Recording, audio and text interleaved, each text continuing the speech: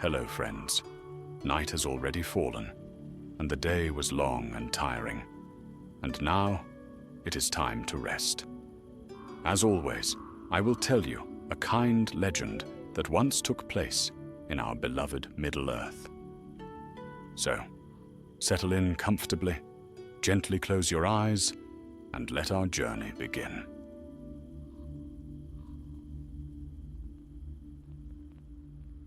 The last age of Beleriand was a time of thunder and ruin. Mountains were split, seas boiled upon the shores, and the hosts of the Valar marched in wrath across the lands that had long groaned beneath the shadow of Morgoth Bauglir, the black foe of the world. His fortresses trembled before them. His legions of orcs and demons fell in heaps, scattered like ashes before the wind. Yet even as his power waned and the light of the west advanced, dark rumors crept among the warriors who followed the banners of the Valar, whispers of a secret weapon, hidden deep beneath the Iron Mountains, a terror greater than any yet unleashed. Eärendil, son of Baranor, heard those whispers first among the camps of the Edain near the ruined plains of Anfoglith. He was a man tall and grim-eyed, his hair the color of the northern ash, his spirit hardened by long years of war. His people had fought for generations beside the elves of the west, and he had seen many of his kin fall to Morgoth's cruelty.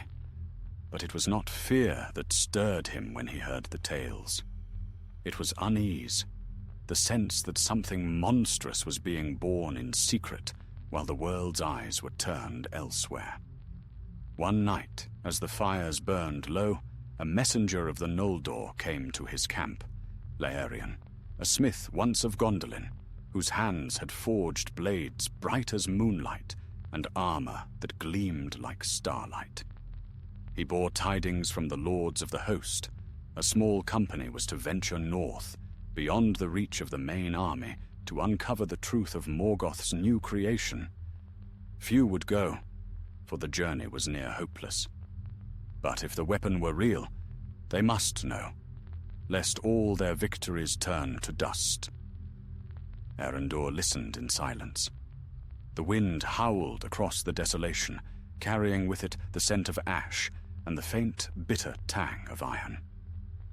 "If Morgoth has forged some new horror," he said at last, "then it must be broken before it awakens. I will go." Laerion bowed his head. "Then we are two." So it was that a small fellowship was gathered. 6 in all. Eärendil of the Edain, Laerion the Noldoran smith, Arthun, an archer of Doriath whose eyes were sharp as the falcon's, Bregel, a young warrior whose heart burned with vengeance for his fallen kin, and 2 of the Vanyar, silent and bright as the stars, sent by the Valar to guide them in secret paths.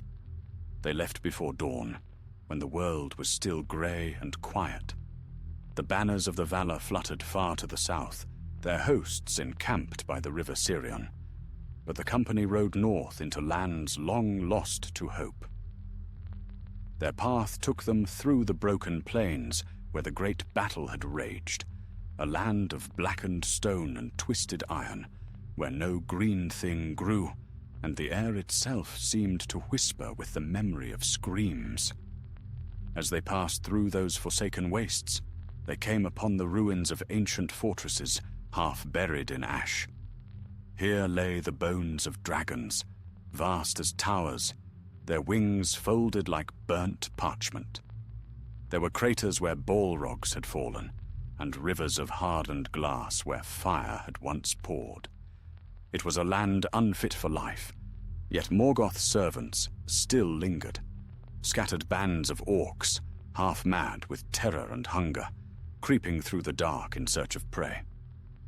One night, as the moon hung thin and pale, the company was beset by such a band. The fight was brief and brutal. Eärendil's sword flashed like lightning, and Laerion's hammer struck with the sound of thunder. When the last of the creatures lay still, Laerion bent beside one of them and pried from its clawed hand a shard of black metal, glowing faintly red. He turned it in the dim light, frowning. "This is not the work of orc smiths," he murmured. "It bears the mark of the forges beneath Angband.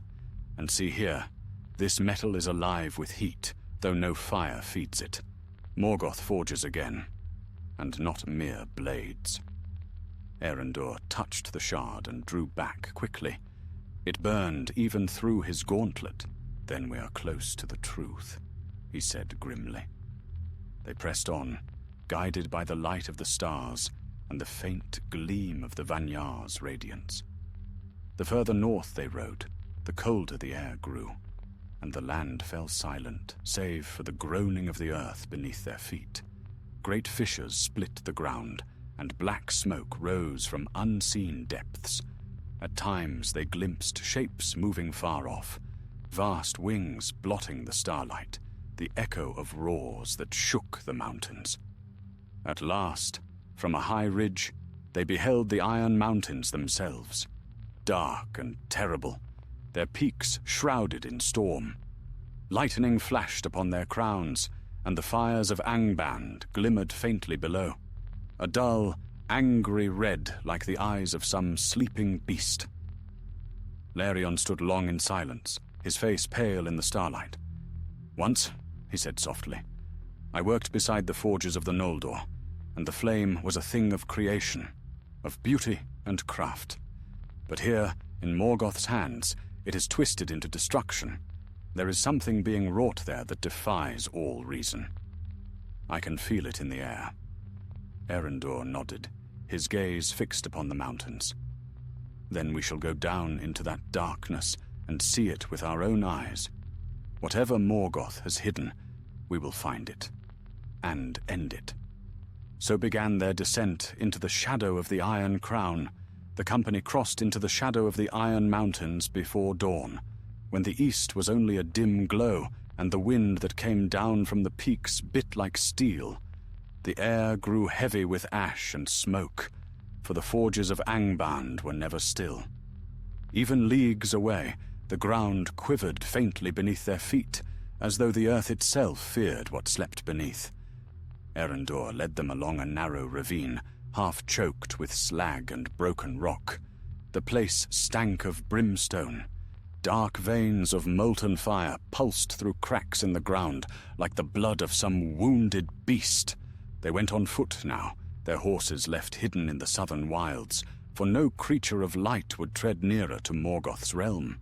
By day, they hid among the ridges and ruined outcrops, cloaked by the cunning of the Vanyar, whose presence wove a shimmer of concealment about them, faint as moonlight on glass. By night, they crept forward, guided by Larion's keen sight, and the whispering counsel of the wind that seemed to obey the will of the Holy Ones. After 4 nights of weary travel, they reached a plateau from which they could see the northern plain, a vast, desolate waste of black stone, across which great fires leapt in the distance. Far beyond, a wall of iron and basalt rose like the edge of the world, the gates of Angband.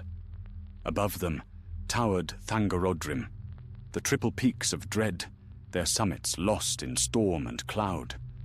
There, at the roots of those mountains, lay the beating heart of Morgoth's might. The air shimmered with heat, and the sound of hammers echoed like thunder from the deep.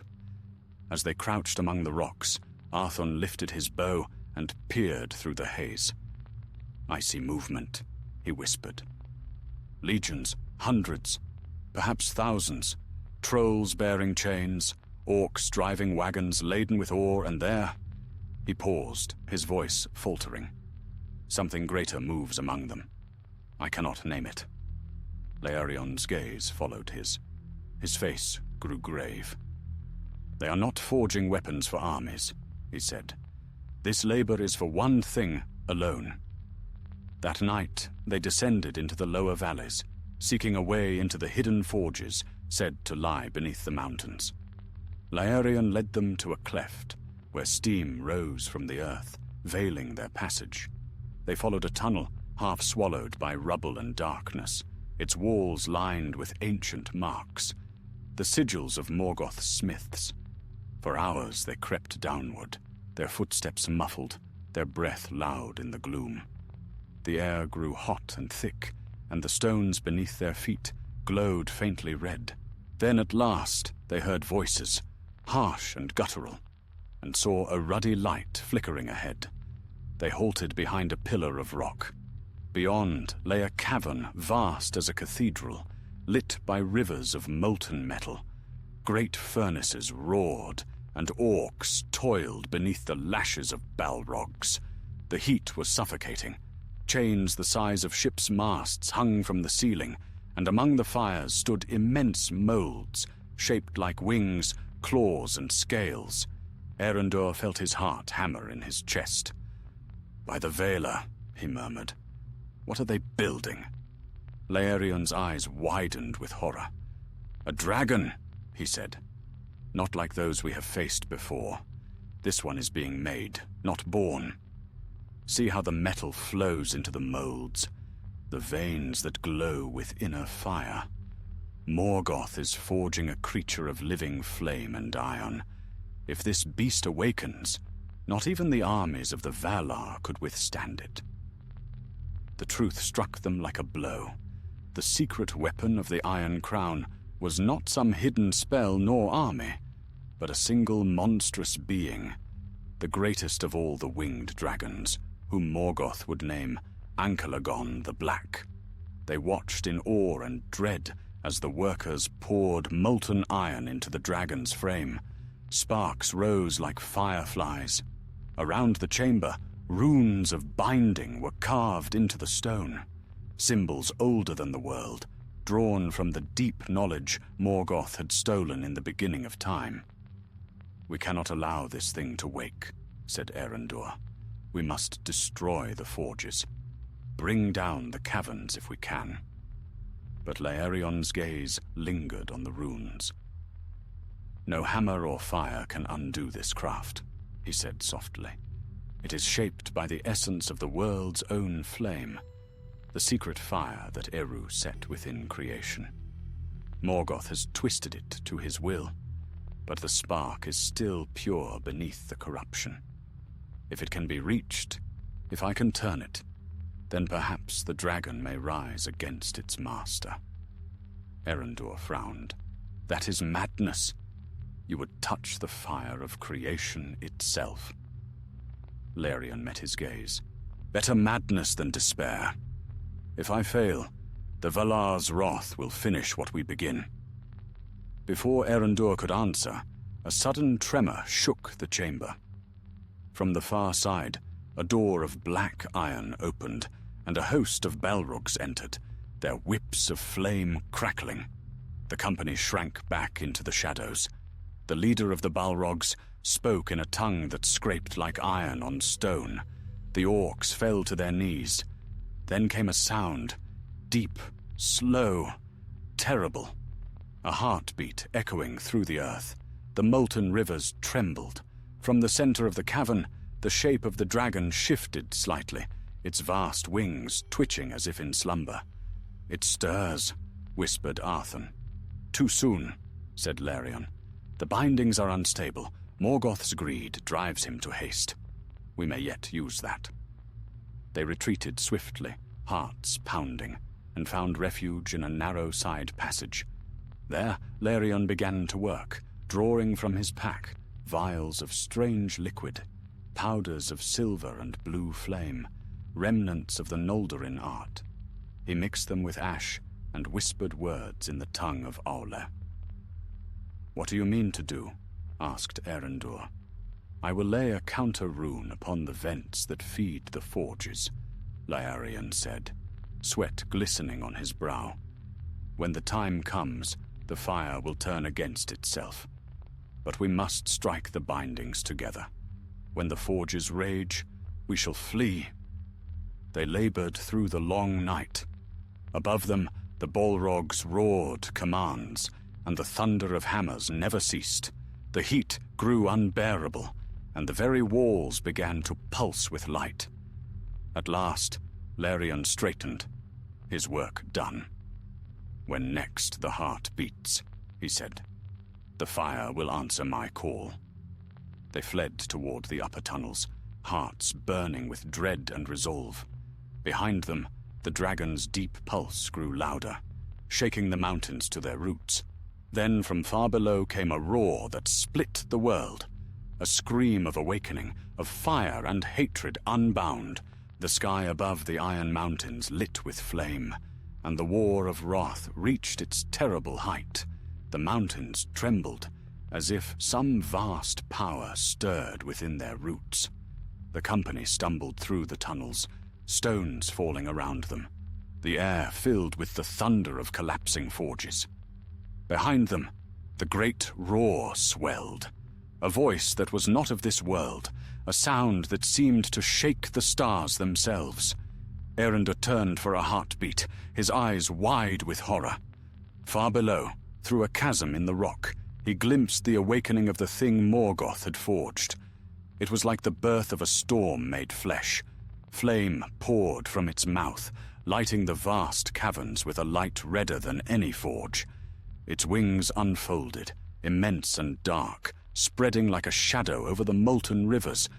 The creature's scales gleamed black as obsidian, yet beneath them burned veins of living fire. Its eyes opened, two suns of wrath. Even from that distance, Eärendil felt their gaze upon him, heavy as doom. "Run!" Laerion cried. "It wakes too soon. The bindings are breaking." They fled upward through twisting tunnels. The heat rose behind them in waves, and the rock itself began to crack, splitting with sharp reports. The roar of Ankalagon shook the mountain as he tore free from the chains meant to bind him. When they burst from the mouth of the cavern, the night sky had turned red. Rivers of flame spewed from the peaks of Thangorodrim, and ash fell like rain. In the distance, the plain of Anfauglith burned anew. Arthon turned his face upward and gasped. "By the Valor, look!" High above the clouds, the dragon rose.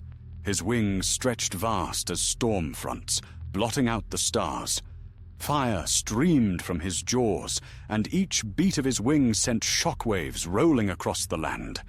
The mountains cracked beneath him, and the very air trembled with the force of his flight. Eärendil's company stumbled across the blackened slopes, shielding their eyes from the glare. "Laerion!" Eärendil shouted. "You said the fire would turn against itself. When?"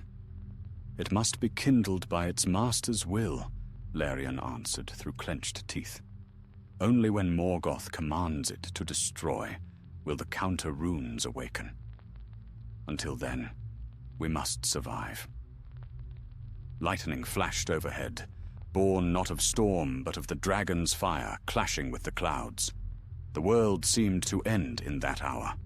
The roar of Ankalagon rolled across the plains, and every creature, whether orc or elf, man or beast, felt terror pierce its heart. Southward, the hosts of the Valar halted their advance. The Maia Unwe, banner-bearer of the Valar, raised his eyes and saw the great shadow rising from Angband. His host stood silent, for none had ever beheld such a creature. Dragons there had been before, Glaurung, the father of dragons, but this one dwarfed them all. It was said his wings could darken a league of sky, and his flame could melt the peaks of mountains.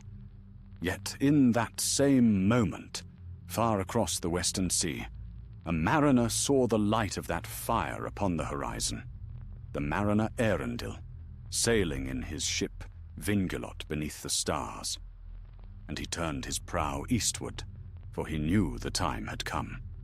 Unaware of that hope, Eärendil and his companions fought only to live. The ground cracked open beneath them, releasing plumes of steam and fire. One of the Vanyar fell, swallowed by the molten rock. Bregel, brave but reckless, turned back to help and vanished in a burst of flame. Eärendil seized Laerion's arm and dragged him onward. They found a fissure that led into the deeper valleys and plunged inside, where the air was cooler, though filled with ash. Behind them, the mountain roared like a living thing, and the wind tore at their cloaks. They rested only when their strength failed. Their faces were streaked with soot, their armor scorched. For a long while they lay without speech, listening to the thunder above. At last, Laerion spoke, his voice hoarse. "It has begun. The wrath of Morgoth is unleashed upon the world." "And what of your plan?" Erendur asked, sitting beside him. "You spoke of turning the fire. Can it still be done?"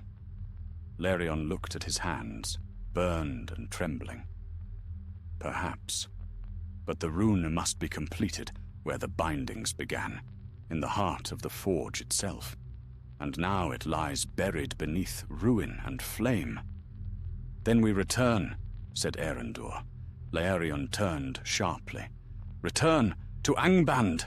It is death!" "Death waits for us here as well," Erendur replied. "If the beast cannot be undone, the world will burn. We must try." Before Laerion could answer, a shadow passed over the valley. They froze as the light dimmed, and a terrible wind struck them. Ancalagon descended.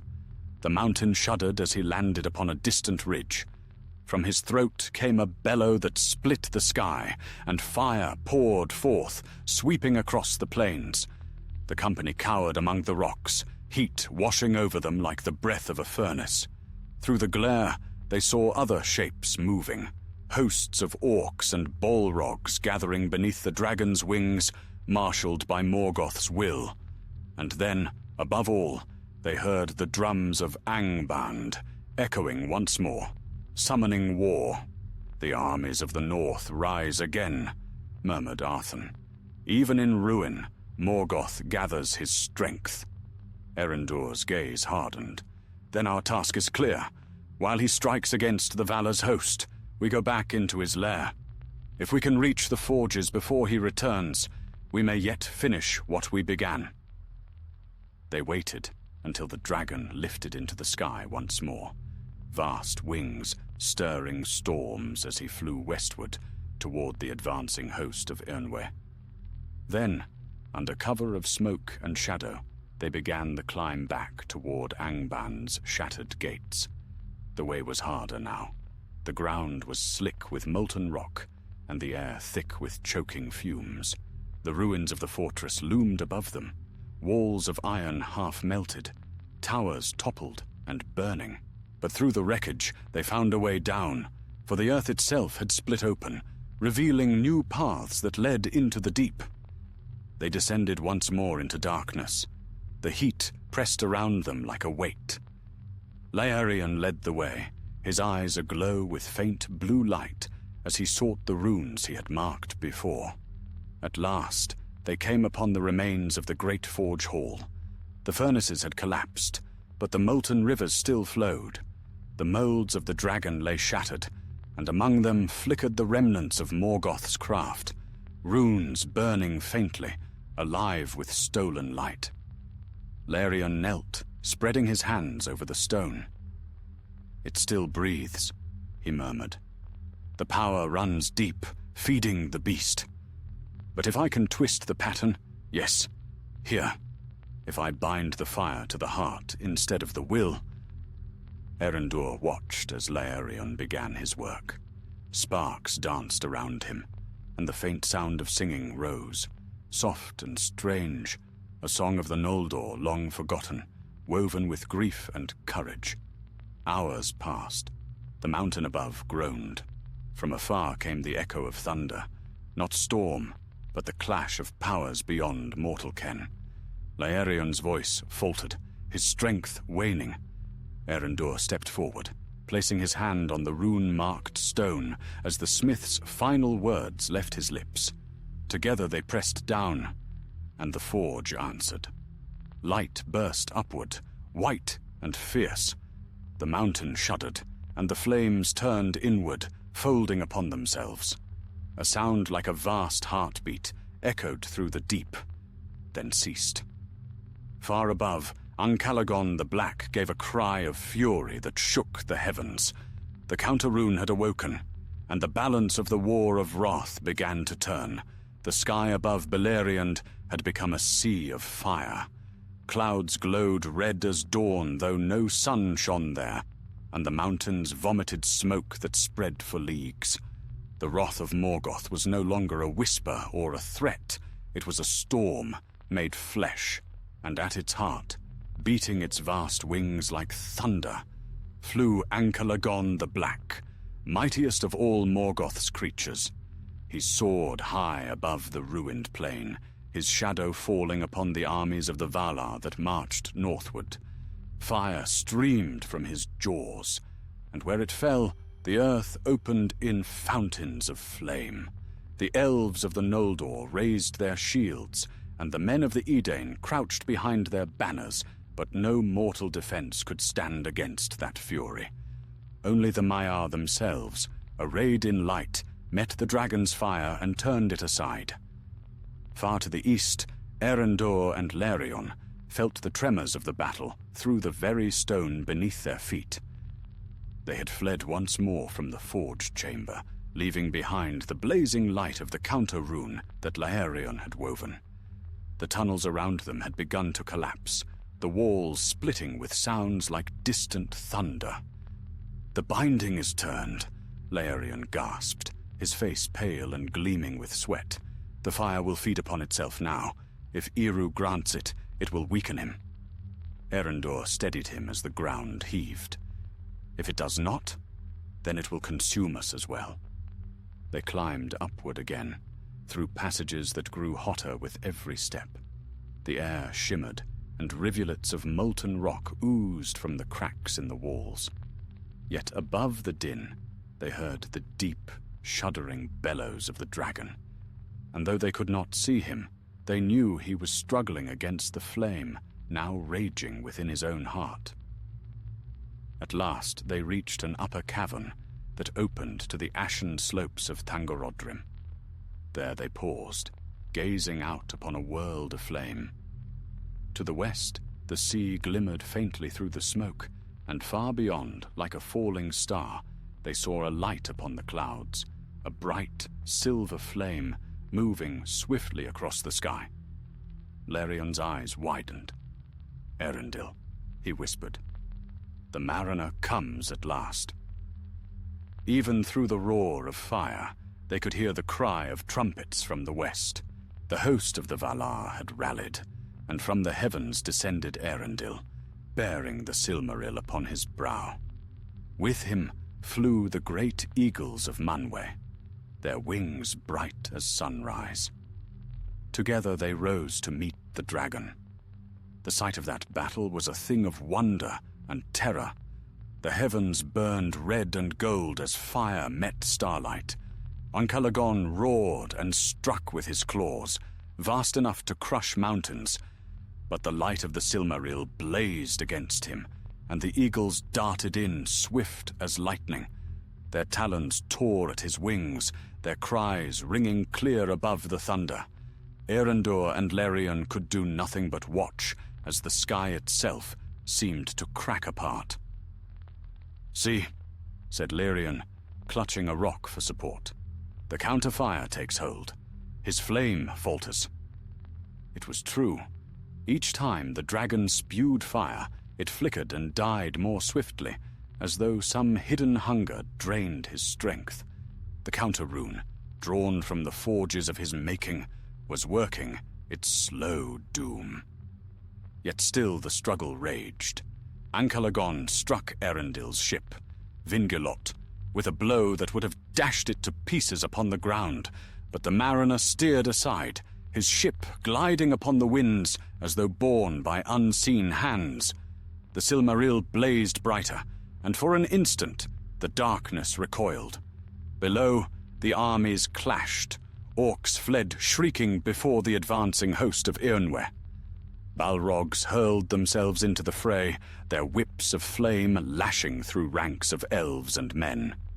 But the light of Amun burned against them, and one by one they fell, crying out in despair. Eärendil turned to Lérion. "We have done all we can here. If we stay, we die with the mountain. Come, we must reach the plain." Lérion shook his head. Go if you must. I will not flee while my work is unfinished." "Unfinished?" Erendur demanded. "The rune burns still, but it must be sealed," Larion said.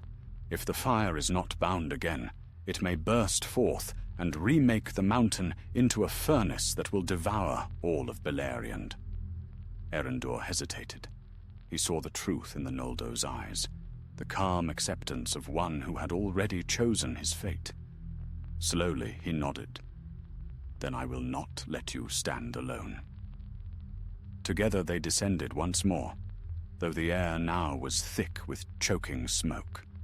The tunnels twisted, half collapsed, but Larion seemed to know the way by instinct, as if the stones themselves whispered their secrets to him. They came again to the shattered forge hall, now a vision of chaos, flames leaping high, molten metal flowing like rivers, the runes upon the floor blazing with wild light. Larion stepped to the heart of the chamber, where the rune he had laid now pulsed erratically, like a living heart on the brink of madness. "It will not hold," he murmured. "The fire is free. I must give it a vessel." He turned to Erendur, a faint smile on his face. "When it happens, go. Do not look back." Erendur's throat tightened. "Larion!" But before he could speak further, Larion drew from his belt a shard of crystal, a fragment taken long ago from one of the lamps of Valinor. He placed it upon the blazing rune and began to chant, his voice rising in the ancient tongue of the Ainur. Light poured from the stone, mingling with the flame, until the two became one. The forge erupted.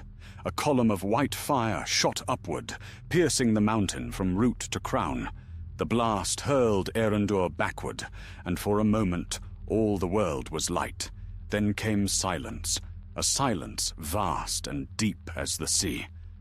When Erendur awoke, he lay upon the mountain slope beneath a sky choked with ash. The peaks of Thangorodrim were crumbling, their sides sliding away in rivers of molten rock. Of Larion there was no sign, save the faint glimmer of light where the forge had stood. Above him, the battle still raged. Ancalagon roared in fury, his wings beating frantically as he fought against the light of the Silmaril. But the fire within him had turned. His own flame consumed him now, and his body began to shatter from within. Then, with one final cry that echoed to the farthest corners of the world, the dragon fell. He struck the towers of Thangorodrim, and they broke beneath him. The mountains split and sank, sending torrents of fire into the valleys below. The light of the Silmaril shone through the smoke like the morning star, heralding the end of the long night. Erendur fell to his knees, covering his face. He knew that Larion's sacrifice had turned the tide, that Morgoth's greatest weapon had destroyed itself. When at last he lifted his eyes, he saw the hosts of the Valar advancing through the ruin, their banners gleaming with unearthly light. The shadow of the Iron Crown was broken. The war was ending. But as Erendur looked upon the ruin of Angband, he felt no triumph, only sorrow. For though the darkness was defeated, the land itself would never be whole again. The seas would rise, the mountains fall, and Beleriand, fairest of all lands east of the sea, would pass beneath the waves. And among the fallen stones, the faint light of Laerion's crystal burned on, a last spark of defiance against the night. When the dawn came at last to the ruin of the north, it was dim and strange. The sun, long hidden by smoke and cloud, rose over a world broken and blackened by war. Thangorodrim was no more, its 3 crowns shattered, its roots torn open. Where once had stood the gates of Angband, there was now only a chasm filled with fire and ash. The thunder of the collapse had rolled across all Beleriand, and even far to the south, men and elves felt the earth shake beneath their feet. Erendur stood upon a ridge overlooking the ruin, his cloak torn, his face streaked with soot. He had not slept for many hours, though the passage of time seemed meaningless in that place. The light was a dull red glow from the fires that still burned in the depths. Around him lay the remnants of Morgoth's hosts, charred bodies of orcs and dragons, the twisted wrecks of engines of war. The wind that blew over them carried a stench of iron and death. He turned his gaze to the west, where the host of the Valar moved across the plain, their banners shining like white fire. They came with slow and terrible majesty, cleansing the land as they advanced. The Balrogs, few that remained, fled into the deep places of the earth, never to be seen again for many ages. The orcs, bereft of their master, fell upon one another in madness, and in the midst of that, host rode Eönwë, herald of the Valar, his armor bright as the morning star. With him came the captains of the Eldar, and banners of every house fluttered in the wind. Blue for the sons of Fingolfin, silver for the Vanyar, gold for the house of Finarfin. Their trumpets sounded across the plain, announcing the end of the great enemy's dominion. Erendur watched in silence as they advanced. He should have rejoiced, yet his heart was heavy. The victory had come at such cost that it felt little different from loss. Beside him lay a cracked helm, the last trace of Laerion, whose sacrifice had turned the fire of Angband inward. The crystal he had borne now rested in Erendur's hand, faintly glowing with inner light. "He is gone," Erendur murmured, "but his work endures."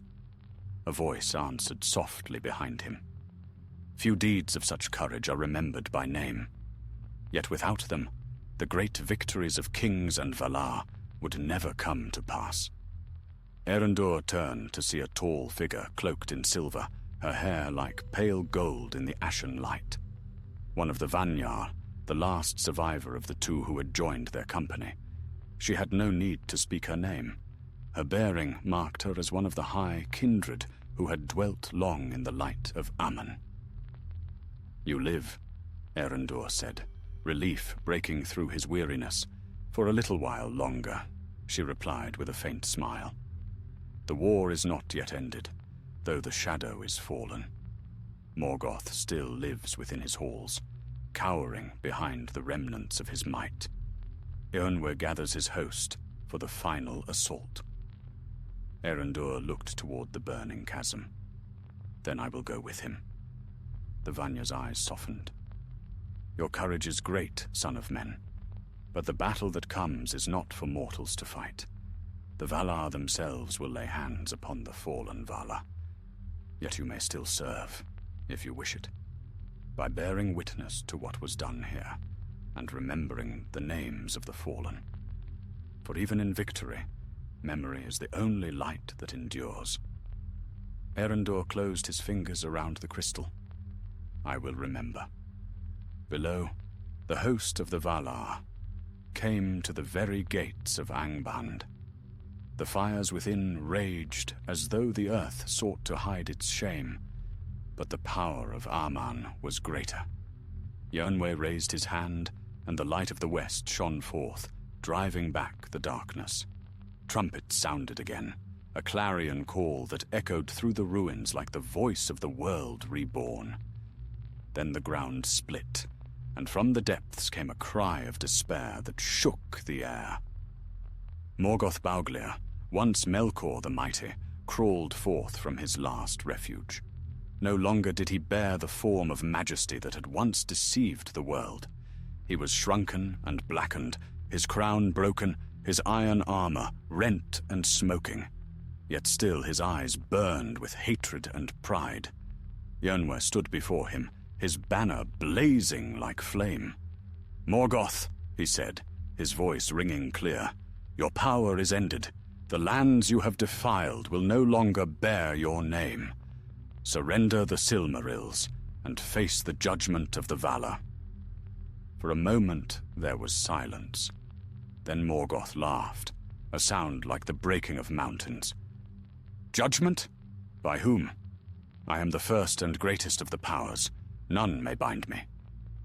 But as he spoke, the light of Eärendil's star pierced the clouds, shining down upon him. The Silmaril upon the mariner's brow burned with holy fire, and Morgoth fell to his knees, crying out as the light seared him. From the depths of the plain came chains of unbreakable steel, wrought in Valinor before the world was made. They wound about him, binding him hand and foot. So at last was Morgoth taken captive. The iron crown was beaten into a collar for his neck, and his head was bowed beneath the weight of his own pride. The host of the Valar stood in silence, for none rejoiced to see such ruin, even in their enemy. Eärendil watched from afar as the great host departed, bearing Morgoth bound toward the west, there to be judged beyond the world's rim. He did not follow them. He remained in the ruined north, tending to the wounded, searching among the dead for those who might yet live.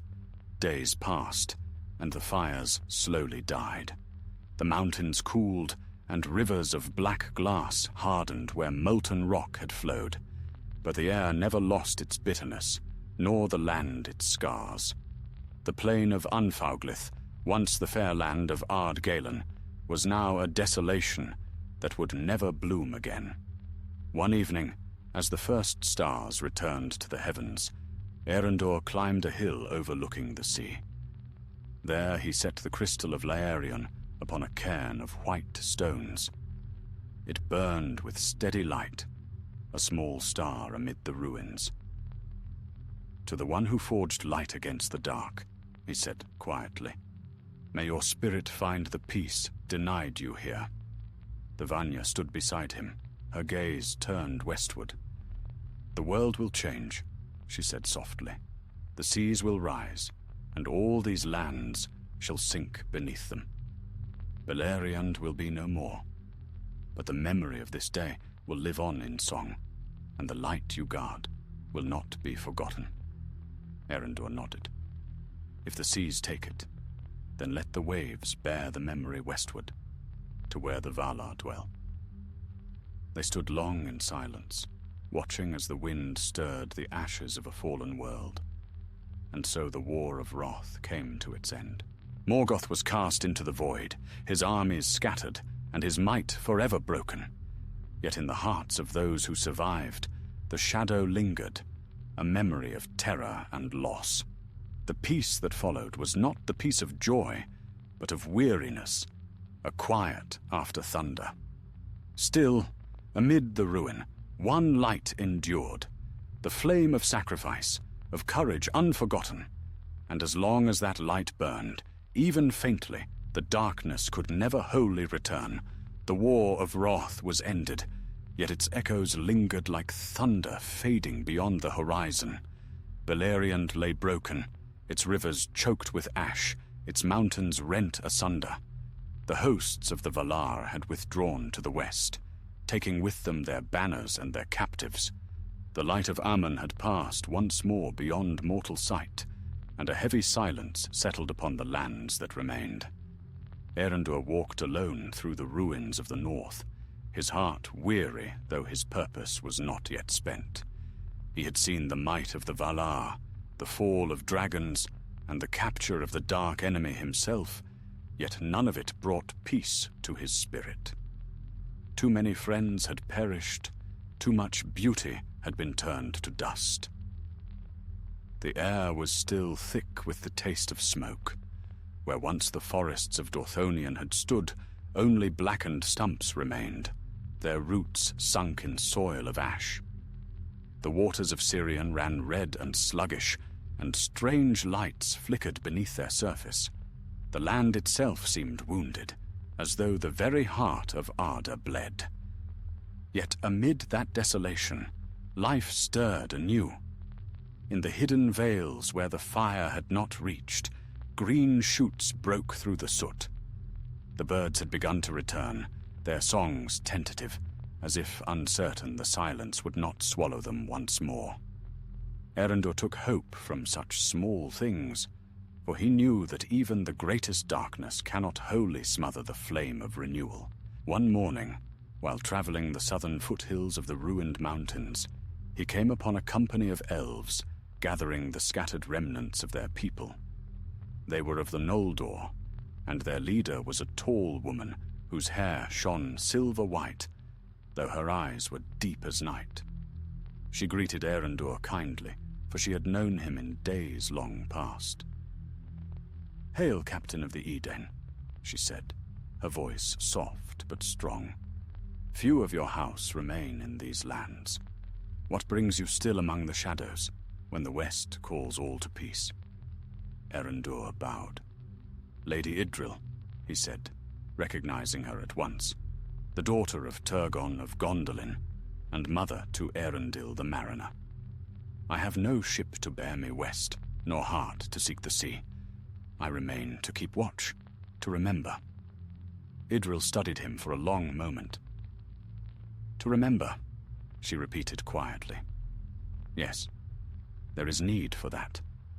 For soon there will be none left who saw these things as they were. Even the land itself will not endure. Ulmo has spoken to the mariners. The seas shall rise, and the memory of Beleriand will pass beneath the waves." Eärendil looked toward the western horizon, where a faint line of silver marked the distant ocean. "Then it will be as the Valar decree," he said. "But tell me, lady, does Eärendil yet sail? We saw his light in the darkest hour. Is he truly gone from the circles of the world?" A smile touched her lips, mingled with sorrow. "He sails still, bearing the Silmaril through the heavens. His path lies beyond mortal sight, but his light endures to guard the night. When you see the evening star, you behold him." Eärendil bowed his head. "Then not all hope is lost." Idril's gaze turned north, toward the blackened wastes where Angband had been. "My husband speaks with Eärnwe," she said. "They will soon depart, for there is naught left here but ruin. Yet some of us will remain a while, to tend the wounded and to guide those who linger. If you will stay, Captain, we could use your strength." So Eärendil remained with the remnants of the Eldar, aiding them as they gathered the scattered peoples of the north. Together they raised small shelters along the shores of the western sea, for the land trembled still and great fissures opened daily. The mountains sank by inches, and the sea crept inward, claiming valley after valley. As the weeks passed, the survivors spoke often by the fires at night. They told tales of lost realms, of Doriath's halls beneath the beech trees, of the white towers of Gondolin, of Nargothron's echoing caverns. Their voices were quiet, filled with longing. Yet there was laughter, too, for even in grief, the spirit of the Eldar did not die. It was during one such night that Adril sought Eärendil again. She found him upon a cliff overlooking the sea, where he kept watch beside the stone cairn he had built for Laerion. The wind off the water was cold, carrying the scent of rain. "You are troubled," she said gently. Eärendil nodded. "The land groans beneath us. Each day the tremors grow stronger. Soon all this will be gone.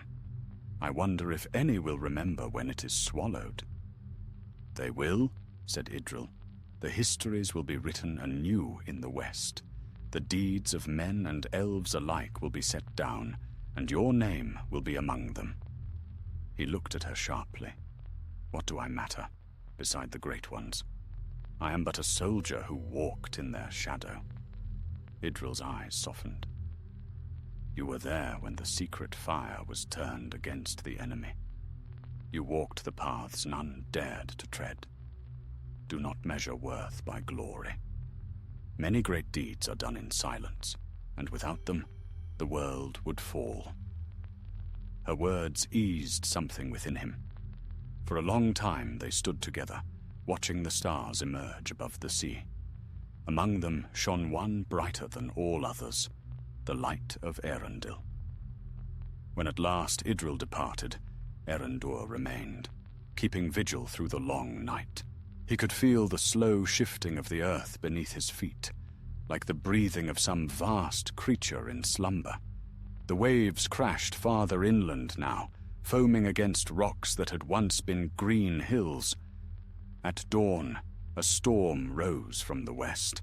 The sky turned black, and the wind howled with the voice of the sea. The elves gathered what they could and fled inland, but Erendur stood unmoving beside Lérien's cairn. Rain lashed his face, and the waves thundered below, but he would not leave the place where his friend had fallen. Then, through the storm, he thought he heard a voice, a faint whisper rising above the wind. It was not in any tongue of men or elves, yet he understood it. The fire endures. The light is not lost. He looked down and saw that the crystal upon the cairn glowed once more, bright and steady despite the tempest. For an instant, the rain ceased to fall upon it, and the light reflected in the storm clouds above, casting a pale radiance across the darkened sea. Erendur knelt, his hand upon the stone. "Your flame still burns, my friend," he said softly. "Then so shall I remain until the end." And so he kept his watch as the storm raged. When dawn came again, the cliffs where he had stood were gone, swallowed by the sea. The waves rolled far inland, carrying away the last remnants of that coast. None saw Erendur again in the mortal lands. Some said he had been taken by Ulmo into the deep places to dwell among the spirits of the sea. Others believed he perished there, faithful to the last, guarding the light of his fallen friend.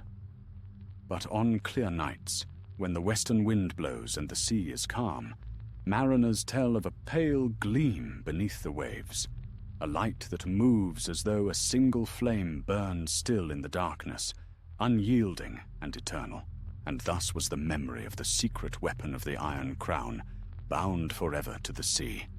The light that once undid the darkest fire, a reminder that even in ruin, hope endures beyond the world's end. Long years passed after the drowning of Beleriand, and the world was changed. The lands that had once echoed with the songs of the Noldor lay beneath the sea, and only the peaks of the highest mountains remained, standing as lonely isles in the western waters. The war was spoken of no more save in song, for its wounds were deep, and the Valar decreed that peace should dwell in Middle-earth for a time. Yet not all that was wrought in those days perished utterly.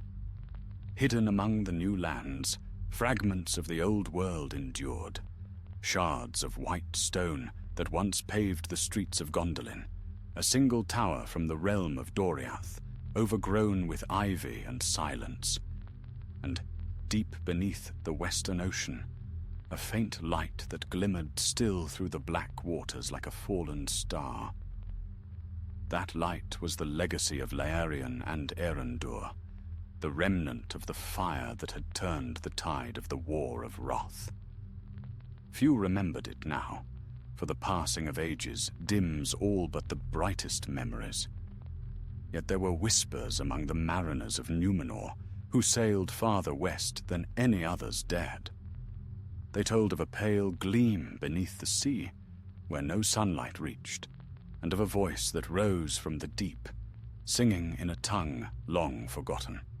One such tale reached the court of King Tar Eldarion, Lord of Númenor, and great captain of ships. The king, who loved the sea beyond all things, was restless for new discoveries. When he heard of the strange light beneath the western waters, he became filled with curiosity and longing. For in that age, men of Númenor had grown proud, and they sought to uncover all secrets hidden from them.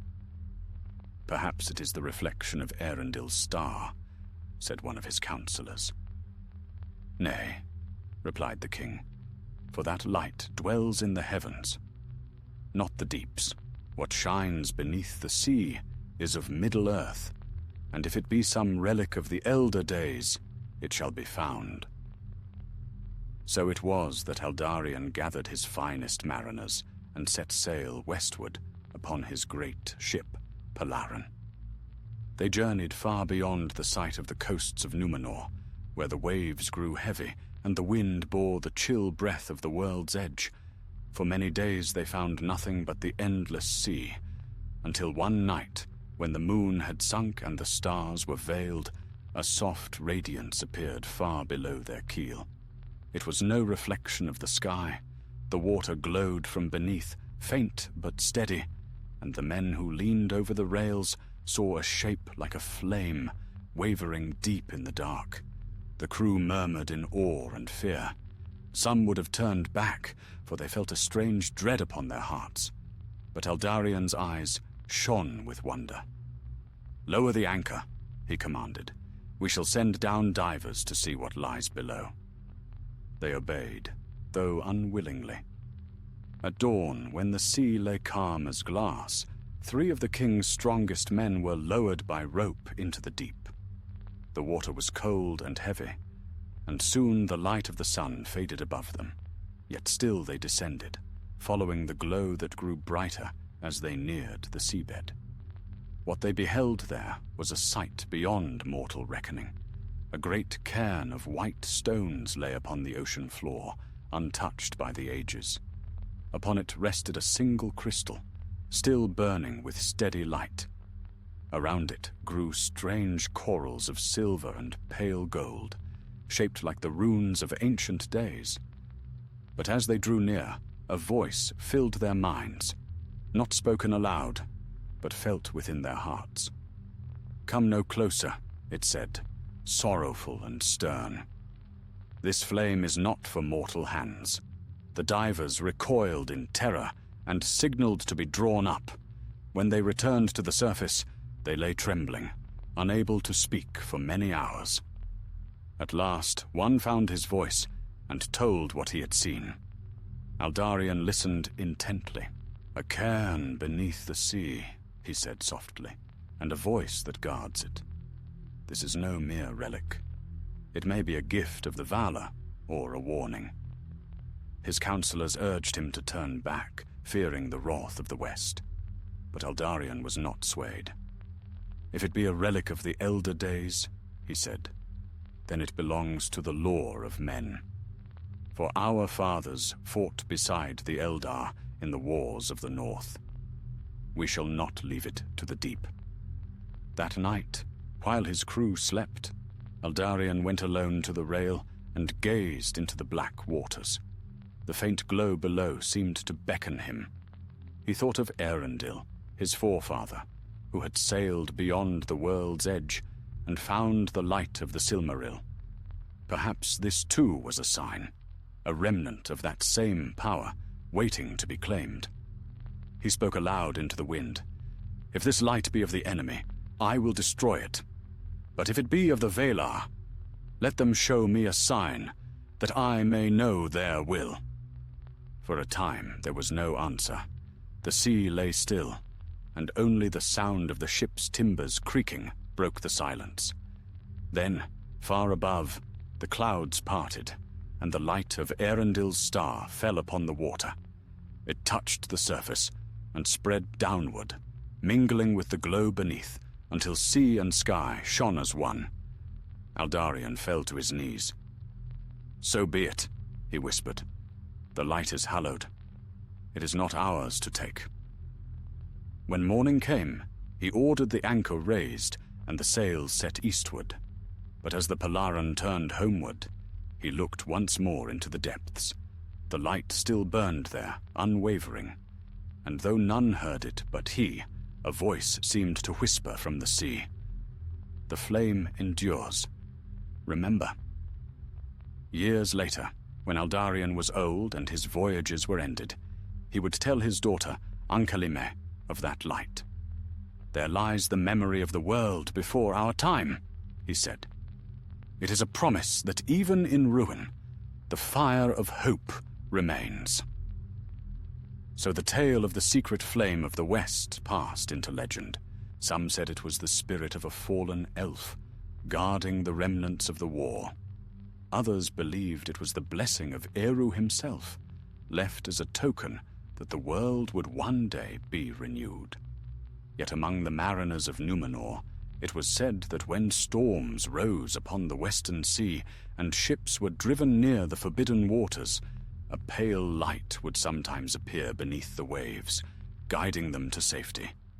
And those who saw it swore they heard a distant voice, calm and strong, singing of light beyond shadow, of courage unforgotten. Thus the fire that had once turned against Morgoth's might became a beacon to the lost, a star beneath the sea. And though the pride of Numenor would one day bring its own doom, the light endured, untouched by time or darkness. For the sea, though deep and dark, remembers all, and the flame that was kindled in defiance of the Iron Crown burned still, small, steadfast, and eternal, waiting for the world's healing that was yet to come. Centuries passed, and the glory of Numenor waxed ever greater. The ships of its kings swept across the seas, their prows bright with silver and gold.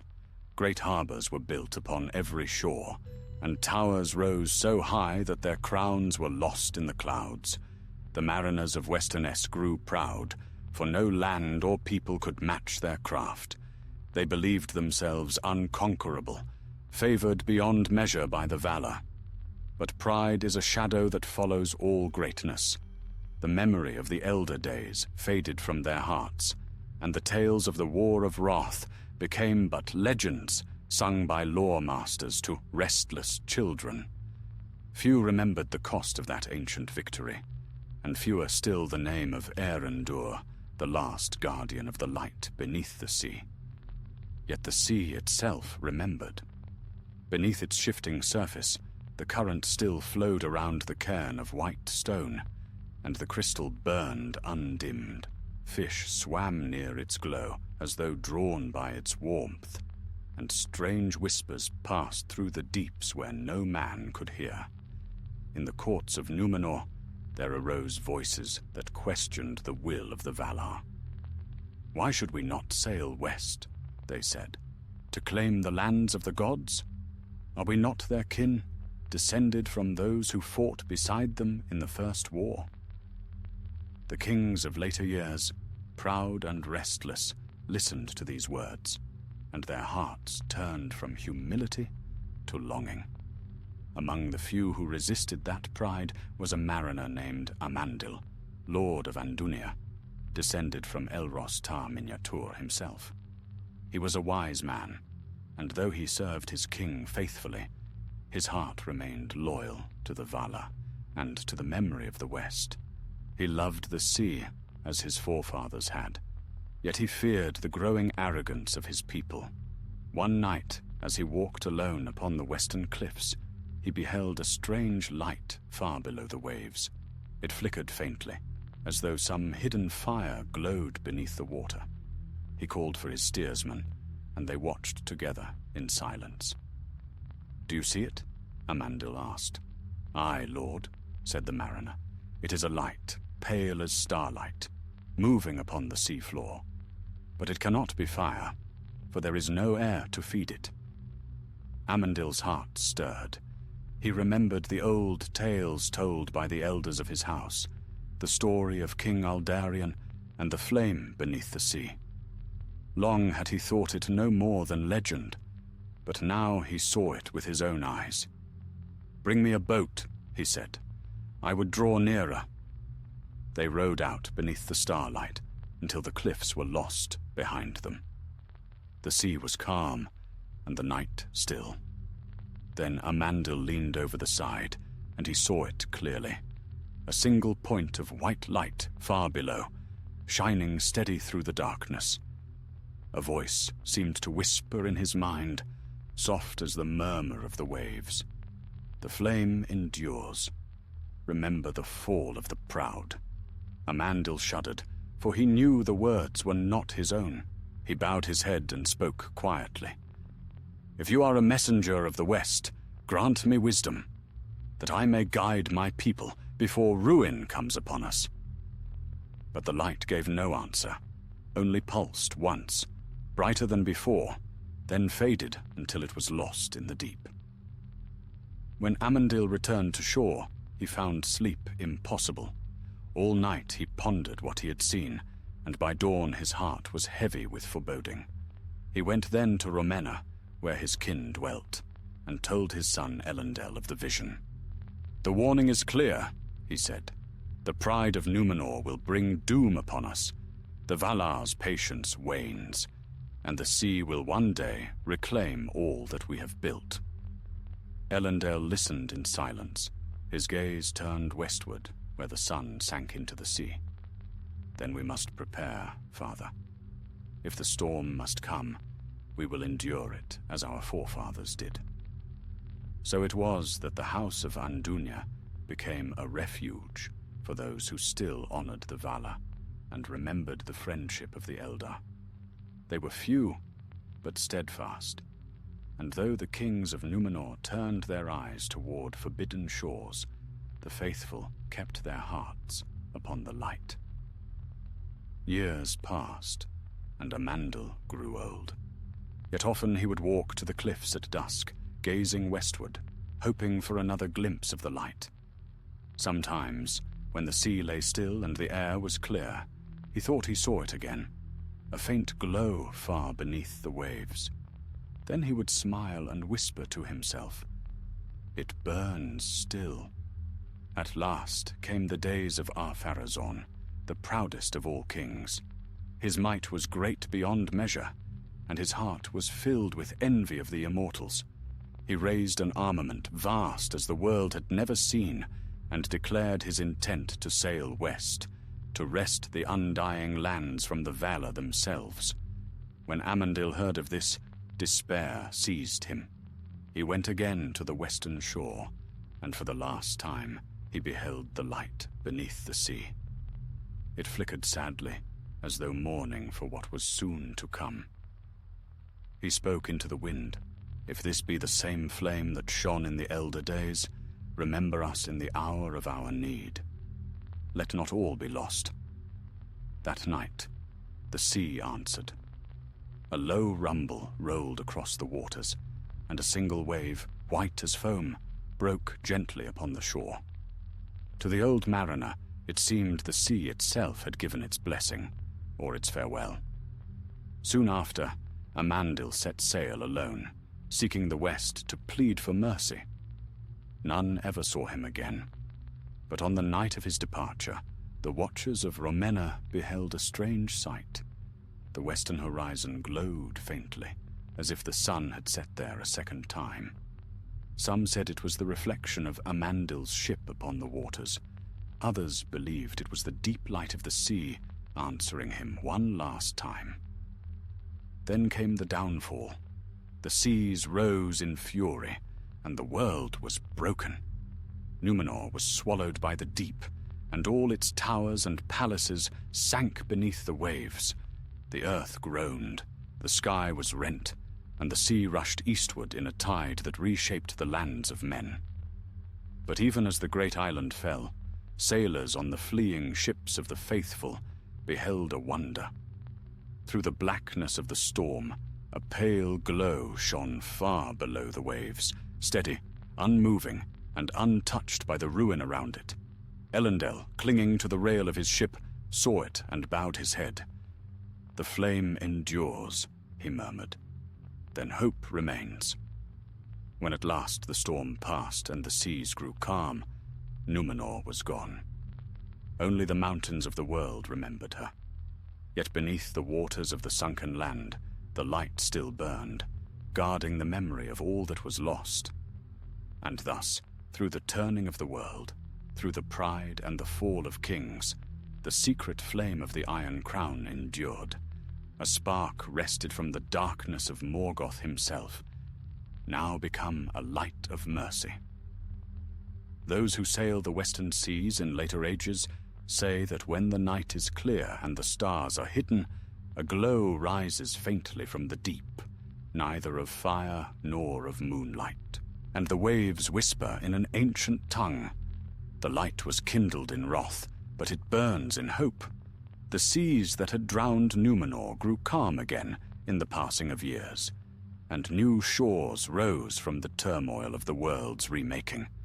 In the east, the faithful sons of Amandil, Elendil and his sons, Isildur and Anarion, founded new realms upon the lands that had been spared. Arnor in the north and Gondor in the south were born from the wreck of a drowned kingdom. There they built tall cities of white stone, crowned with the memory of their lost home. Yet though they prospered, the shadow of the sea never left their dreams. The waves that broke upon the western coasts seemed to murmur of things forgotten, of towers that gleamed beneath the water, and of a light that still burned far below. Mariners of Gondor, sailing the grey seas, told of nights when the ocean glowed faintly, and strange songs rose from the deep. In those days, Isildur ruled in the city of Minas Ithil, fair and bright upon the mountain slopes. He was brave and wise, though the grief of Númenor lay heavy upon him. Often he walked alone upon the battlements, his eyes turned westward, searching for the light that his father had spoken of, the light that had burned even in the hour of their ruin. One night, when the moon hung low and the wind was still, Isildur thought he saw a shimmer far out upon the horizon, pale as mist yet steady. He stood long in silence, gazing upon it, and something stirred in his heart, a memory of the old songs of the Edain, of valor in darkness, and of light unyielding. In the years that followed, Gondor flourished. The great cities of Osgiliath and Minas Anor shone like jewels beside the river, and peace reigned through the land. But peace, though fair, is never eternal in the circles of the world. Far to the east, in the shadows of the mountains, an ancient evil was stirring again. Rumors came of dark shapes moving through Mordor's ruins, of fires rekindled in the depths of Orodruin. The wise spoke in hushed voices of a power returning, a remnant of the first darkness that had fled the wrath of the Valar. Elendil, in his high northern realm, sent word to his sons, "Be watchful. The shadow we thought ended in the depths may yet rise again from the ashes." And so it came to pass that the hearts of men grew troubled once more. Yet amid that growing unease, one night there came to Isildur a dream, clear as waking vision. He stood upon a vast shore beneath a stormy sky. The sea rolled before him, endless and black, but from its depths a light arose, a single flame shining far below, white and unwavering. Then a voice spoke, soft yet strong, as though from beyond the world. "The fire that defied the Iron Crown endures still. Seek it, son of kings, for in its remembrance lies strength against the darkness to come." When he awoke, Isildur found his heart filled with wonder and dread. For though the dream had faded, its words remained, burning in his mind. He sought the counsel of his father, Elendil, and told him all that he had seen.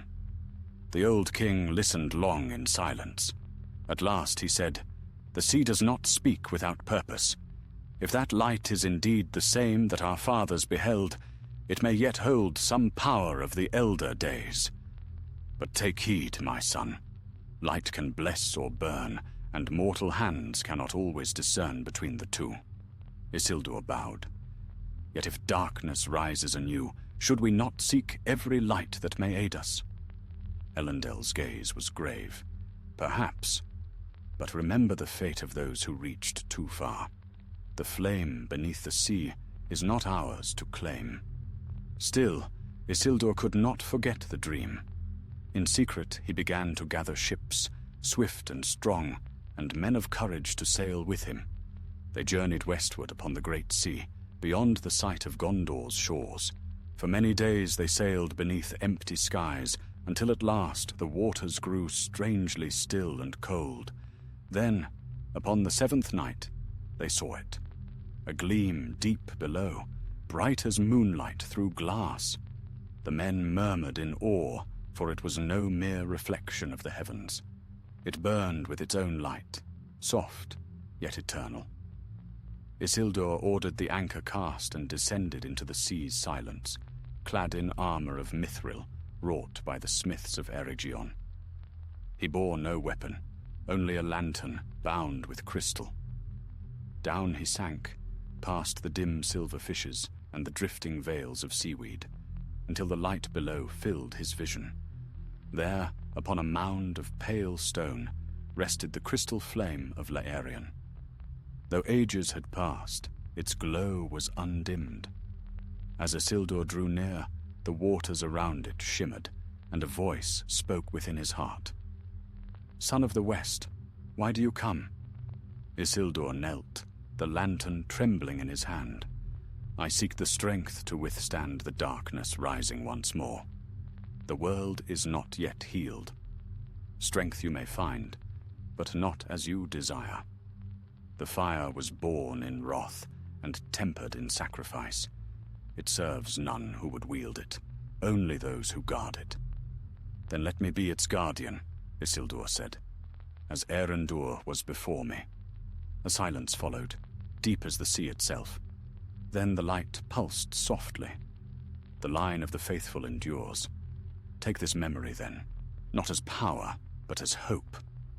The crystal flared, and Isildur felt warmth spread through his chest. For an instant, visions passed before his eyes. The fall of Thangorodrim, the flight of eagles, the blazing of the Silmaril in the heavens, and beneath it all, a quiet strength, unyielding through ages of storm. When he rose again to the surface, the night sky seemed brighter, though no moon shone there. His men saw that his eyes were filled with light, as though he had looked upon the heart of the world. They sailed home in silence. Isildur never spoke of what he had seen beneath the waves, save to his father and his sons. But from that day forward, he bore upon his breast a pendant of white stone, shaped like a flame. And in the years that followed, when darkness came again out of Mordor and the last alliance marched to war, men said that Isildur's courage burned brighter than any mortal's, and that in the blackest hour a light unseen by others guided his hand. Some whispered that it was the flame of Lerion, kindled anew in his heart. Others said it was but the spirit of the Edain, defying the shadow as of old. Yet none could deny that the light endured.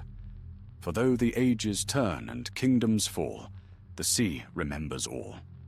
Beneath its depths, the crystal still glows, silent and steadfast, and when the night is dark and hope seems lost, its radiance stirs faintly, as if reminding the world that no shadow, however vast, can wholly quench the fire kindled in the dawn of days. The third age of the world was born from the ruin of the second, and though the memory of Númenor was long faded, its blood and its sorrow flowed yet in the veins of the kings of men. The realms of Elendel's sons endured, Arnor in the north, Gondor in the south, though time wore at their strength as waves wear at stone. The shadow that once fell from the Iron Crown was not wholly gone, for the malice of Morgoth had seeded the world with unending strife. Long years after the last alliance had triumphed upon the plains of Dagorlad, and the One Ring was taken, Isildur, heir of Elendel, journeyed northward with his guard, bearing the shards of his father's sword. The victory was great, yet his heart was not at peace. He bore a secret weight, the ring cut from the hand of Sauron, and though he knew not its full evil, he felt its fire whisper to him in the quiet hours. But there was another burden, hidden even from his companions. Beneath his tunic, over his heart, Isildur still wore the small white stone, the flame-shaped jewel that he had taken from the depths of the sea years before. It shone only faintly now, its light dimmed by the shadow that clung to him, yet it was warm to the touch. and sometimes in dreams it glowed like a living star. The journey north was long and grim. The host had scattered after the war, and Isildur led only a small company through the wild. They passed through the brown fields of the Gladden, where the reeds whispered like voices in the wind. On the 12th night, the air grew heavy, and a strange stillness fell upon the land. Then, in the pale dawn, the enemy struck. Out of the mists came the orcs of the mountains, ragged remnants of Sauron's legions, yet fierce and countless. They fell upon Isildur's company with a cry like the breaking of iron. The men fought bravely, but they were few, and the tide of foes was overwhelming. Isildur's sword gleamed in the sun, and for a time he drove the orcs back. Yet the ring burned upon his finger, and a madness stirred in his heart. In despair, he cast off his armor and fled toward the river, meaning to escape unseen beneath its waters. But the ring betrayed him. It slipped from his hand, falling into the depths, and at once the orcs saw him. Arrows darkened the sky, and the air of Elendel fell among the reeds. So ended the life of Isildur, son of kings. His body was borne away by the current, lost to sight. Yet when the men of the north came searching days later, they found something strange among the stones of the riverbank. A small white jewel, shaped like a flame, gleaming softly in the dusk. The captain who found it was one of Isildur's kin, and he took the jewel, not knowing its tale. A fair token of the king's house, he said, and kept it for remembrance. But though he lived many years, he never learned what power slept within it. The jewel passed from hand to hand through the fading years of Arda. It came at last into the keeping of a line of wardens who guarded the ancient barrows of the kings, hidden among the downs of the north. There it lay forgotten, bound in a small casket of silver, while kingdoms fell and forests crept over the ruins of men. Yet even in sleep the flame endured. Deep beneath the earth, where the bones of kings lay still, its light glowed faintly, driving back the darkness. In the long centuries of decay, when Arnor broke into petty realms and the Witch King rose in Angmar, the jewel's fire flickered, but did not die. It was said among the Dunedain that their forefathers had been blessed with strange fortune in battle, a courage beyond measure, and a will that could not be crushed. Few knew that in the heart of their hidden halls a small flame yet burned, whispering of an older valor, the defiance of the Iron Crown. So the ages turned, the elves diminished, sailing west across the sea, and the great kingdoms of men became shadows of what they had been. Yet through the long watches of the north, the rangers kept their silent vigil. Among them was one named Aragorn, last of the line of Isildur. He grew up in secret in the house of Elrond, and knew little of his true heritage until manhood came upon him. When at last he was told of his lineage, he bowed his head in awe and sorrow. "Long has my house been haunted by both glory and grief," he said. Elrond looked upon him gravely. "The blood of kings runs in you, but more than blood, there is memory. The sea does not forget, nor the fire that once kindled hope in darkness. The world changes, yet that flame endures." Aragorn did not understand the full meaning of those words until many years later. For in the days of his wandering, when he roamed the wild lands and the ruins of his forefathers, he came upon the Barrow Downs, where the mists hung thick and the earth whispered with old sorrows. Guided by no map but by strange instinct, he entered one of the barrows. There, amid the cold stones, he found a chest of silver, tarnished with age. Within it lay a small jewel, white as frost, shaped like a living flame. When he touched it, warmth spread through his hand, and for an instant he saw visions, the breaking of the mountains, the fall of Númenor, and a light shining beneath the sea. Then all was still, and he heard a voice. faint but clear. The flame endures. Bear it well, heir of the West. He took the jewel and set it in a silver clasp, wearing it thereafter upon his breast. It was said that from that day, wherever Aragorn went, hope followed him. In battle, his presence kindled courage. In darkness, his gaze shone with quiet light. The rangers spoke in secret of the fire of the north, though none knew its true name or origin. And when the War of the Ring came at last, and the shadow of Mordor fell again upon the world, many who saw Aragorn upon the fields of Pelennor swore that the light of his eyes was as the glow of a hidden flame, unyielding amid ruin. For the fire that had defied Morgoth's wrath in the First Age and survived the pride and fall of Númenor now burned once more in the heart of the king reborn. It was not the flame of power, nor of domination, but of endurance, the courage to stand when all hope seems lost, the light that shines not to destroy, but to heal. And though Aragorn never spoke of the jewel, when he died in the fullness of years, it was said that the white flame vanished from his breast, returning at last to the deep places of the sea. There it lies still, beneath the waves of the world, beside the bones of Eärendil and the ruins of forgotten Beleriand, a silent promise that even in the end of all things, the fire kindled in wrath may yet burn in mercy, until the world is remade. When the Fourth Age dawned, and the last of the elves had sailed beyond the sight of mortal shores, Middle-earth grew quieter. The shadow of the great wars faded into legend, and men became the keepers of the world. The reign of King Elessar brought peace, such as had not been known since the elder days. His white city gleamed again in the sun, its towers crowned with banners of silver and green, and the realm of Gondor stretched far and fair. Yet even in peace, the memory of darkness lingered. The great king was wise and far-seeing, and though his people prospered, he knew that the world was not healed in full. Evil, though defeated, leaves its mark upon the earth and upon the hearts of men. Still, the light endured, and in the days of Elessar, the white tree flowered anew, a sign of renewal that stirred the hearts of all.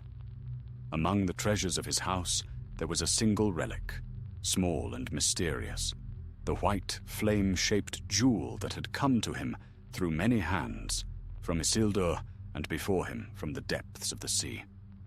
None knew its true name, save that the king himself called it Eärendil, the remnant of fire. It lay always near him, bound in silver, its glow soft and pure. Few ever saw it, for he kept it hidden save in dark hours, when the weight of rule pressed heavily upon him. Arwen, his queen, once found him alone upon the walls of the citadel, gazing westward as the sun sank behind the mountains. The jewel lay in his palm, shining faintly against the deepening dusk. "What fire is that?" she asked softly, though she had seen it before. "The fire of remembrance," Aragorn said. "It was found by my forefathers in the ruins of our past. It has no power that I can see, save to comfort me when I feel the shadow near." Arwen looked long at the light. "I have seen such fire only in Aman," she said, "in the hearts of the undying lands, where the light of creation still lingers. If this flame endures here, in the mortal world, then it is a gift beyond reckoning." Aragorn turned the jewel in his fingers. "A gift or a burden," he murmured, "for it reminds me that the darkness is never wholly gone. The light must ever be kindled anew." Arwen smiled, though sorrow shadowed her eyes. "So it has ever been since the beginning, and so it shall be until the world is remade." The years passed swiftly in the peace of Elessar's reign. The borders of his realm grew green, the lands once barren flourished again, and the sons of men multiplied. The evils that had crept through the long ages seemed to fade at last into memory. But in the farthest corners of the world, where the wild things of old still walked, whispers remained, rumors of strange lights upon the western sea, of voices singing in the waves, and of dreams that carried the scent of salt and sorrow. Some among the Dunedain spoke in quiet awe of the star beneath the sea, a light said to shine in the deeps where no sun could reach. It was told that mariners who lost their way upon the ocean would sometimes glimpse it through the water, steady and pale, guiding them from the storms. When Aragorn heard such tales, he smiled but said nothing. In his heart, he knew that the fire of Erendur and Laerion still burned there, beyond the grasp of time.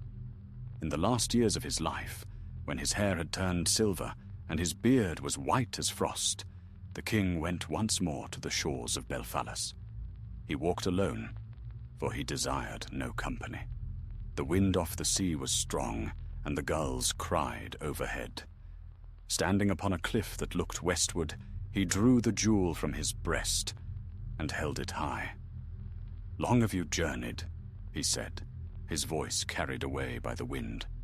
"Through war and ruin, through the fall of kingdoms and the drowning of lands, you have endured. But I am weary, and the world grows dim before my eyes. What more is asked of me?" No voice answered, but the sea glimmered beneath the setting sun, and for a moment he thought he saw a flicker of white fire beneath the waves. The jewel in his hand grew warm, and a peace settled upon him. He bowed his head. "Then my task is ended," he said softly. "The light endures without me." When the king died, the city of Minas Tirith mourned, and the bells of every tower rang for 7 days. In his tomb, at his side, Arwen placed the small, flame-shaped jewel. "Let it burn beside him until the world's end," she said, her voice faint as falling leaves, "for in his keeping it found peace." And so it was laid to rest with him. Yet death could not claim that which was not of mortal making. Long after the king's body had turned to dust, the tomb remained bathed in a faint radiance, as if starlight dwelled within the stone. Pilgrims who came to the silent street whispered that the house of the kings glowed softly by night, though no lamp was lit within. Generations passed, and the kingdom changed. The line of Elisar endured for many centuries, but at last the white city grew empty, its towers hollow with age. Men turned their hearts eastward again, restless as their forefathers, and in the deep chambers of the tombs the light of Ernar flickered one final time and was gone. But the sea remembers. In the ages that followed, when the memory of the elder days was all but lost, sailors of distant lands spoke of a light upon the water, seen only in the blackest nights, a flame moving beneath the waves, neither of moon nor star. It was said that those who followed it found calm seas and safe passage home, though none could explain its nature. Some called it the lantern of the lost, others the heart of the West. Yet the wise, if any still remained, knew that it was no mortal beacon. It was the last echo of the fire kindled in wrath against Morgoth, the same flame that had outlasted Angband, Númenor, and even the reign of kings. And so the world turned, age after age. Empires rose and fell, the mountains shifted, and the lands changed beyond recognition. But deep beneath the eternal sea, in the ruins of Beleriand, where the waters flowed through halls of forgotten stone, the flame still burned, steady and bright. Perhaps none will ever see it again. Yet it is said in the lore of the wise that at the end of days, when the world is unmade and remade anew, the seas will draw back, and from their heart will rise the fire that once defied the Iron Crown. It will blaze again, beneath an unbroken sky, a gift returned to its source, the secret fire, unquenchable, that Eru himself placed within the world at its beginning. And in that hour, the voices of all who kept faith through darkness will be heard again. The songs of the Eldar, the courage of men, and the whisper of the waves that remember. For light is older than shadow, and though the world may fall 1,000 times, the flame endures. Long ages passed after the reign of Elessar. The world changed, as it ever does, though men marked its changes more slowly than the sea or the stars. Kingdoms rose and faded, and the memory of the great kings became legend. The White City still stood upon its mountain, gleaming in the sun, though few now remembered the name of its founder. The white tree grew pale and tall, but its blossoms were seldom tended, for the hearts of men turned from the old ways. The sea, however, didn't forget. It whispered upon the western shores as it had in the elder days, carrying songs of lands long drowned and lights that once burned beneath the waves. Fishermen spoke of glows deep under the dark waters, and of voices heard on nights when the wind was still. Most laughed at such tales, calling them the fancies of the lonely and the mad. Yet sometimes, when the moon was low, a white gleam would ripple far off at sea, and those who saw it felt both wonder and sorrow.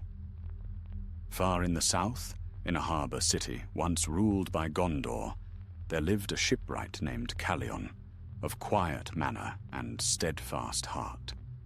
He was a man who loved the sea, not for conquest, but for its mystery. Often he would watch the sunset from the prow of his vessel, his gaze fixed upon the distant horizon where the world curved away.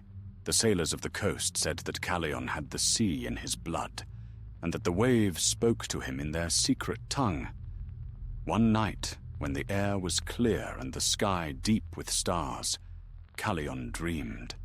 He stood upon a shore of white sand, and before him stretched a sea of glass. Beneath its surface burned a light, steady and bright, in the shape of a flame.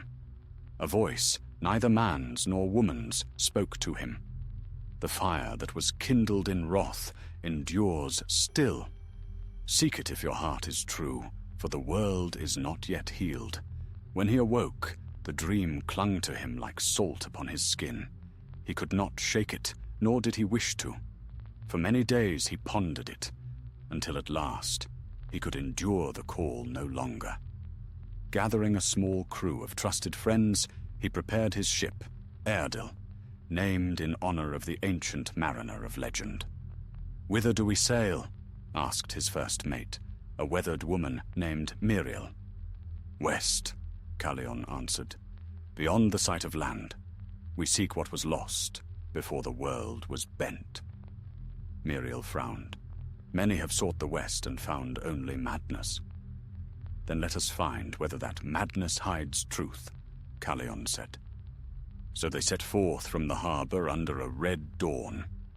For many days they sailed upon calm waters, and the winds favored them. The coast fell away, and soon there was no land in sight. The sea stretched unbroken to every horizon, and the stars wheeled slowly above them. At first, the voyage was peaceful, almost enchanted. The nights were clear, and strange lights danced upon the waves, pale gleams that shimmered and faded like the memories of stars.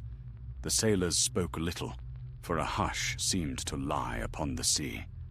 Then, on the 21st night, a storm rose from the deep. The wind howled, the waves towered, and thunder rolled across the blackened sky. The Eardil groaned beneath the weight of the tempest, her sails torn, her timbers creaking. "Hold her steady!" Callion cried, gripping the tiller. "We ride through, not away." Lightning split the heavens, and for an instant the sea was white as flame. In that flash, Callion saw something vast moving beneath the waves, a shape of shadow, ancient and slow, like a memory of the deep itself. Then all was darkness again. For 3 days and nights they fought the storm. Many times the crew despaired, but Callion did not yield. He felt the same strange certainty that had driven him from his home. A whisper in his heart that said, "Endure." When at last the tempest broke, the sea lay still as glass.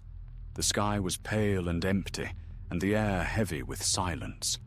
The ship drifted upon waters so clear that the sailors could see the ocean floor far below, smooth and pale like a plain of marble. Then, slowly, light began to grow in the depths. At first it was faint, a glimmer like moonlight upon glass. But as they watched, it brightened, spreading outward in ripples, until the whole sea seemed to glow from beneath. The sailors fell silent, awestruck, for the light was not of the sun, nor of any earthly flame. "It is alive," Muriel whispered. Callion leaned over the rail, his heart pounding. The glow came from a great circle of white stones far below, and in its center burned a flame-shaped crystal, unshadowed by the depths. The same voice that had spoken in his dream now filled the air, soft as the tide. "The world changes, but the fire endures. What will you do, child of the after-days?" Callion bowed his head. "If it endures, let it not be forgotten. Grant me the strength to bear its memory to those who have none." The light pulsed once, brighter than before, and a warmth spread through the air. The sailors felt their fear melt away. Then the glow began to fade, sinking deeper until the sea was dark again. When dawn came, they found the ship had been borne many leagues eastward, though none had seen wind or wave move them. The storm was gone, and the waters were calm once more. Callion stood upon the deck, gazing west. "We have seen the heart of the world," he said, "and though it lies beyond our reach, its fire will guide us home." He spoke true. When the Airedale returned to harbor many weeks later, its sails torn and hull weathered, the people came to marvel. They saw in the eyes of the crew a light they could not name, a reflection of something vast and wondrous. Callion told his tale to the wise, but few believed him. "The sea plays tricks on weary minds," they said. "You dreamed your dream upon the waves." Yet others listened and were moved. Mariners began to carve upon their prows the sign of a white flame, and many who sailed westward thereafter returned safely through storms that should have claimed them.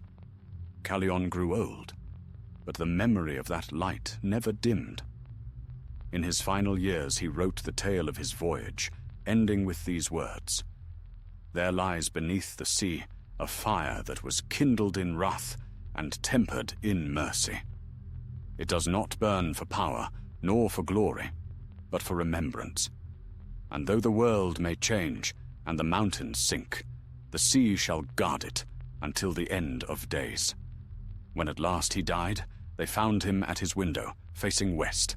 In his hand, he held a small shell, inside which glowed the faintest spark of white light. Thus the tale passed into legend once more, as all true things must.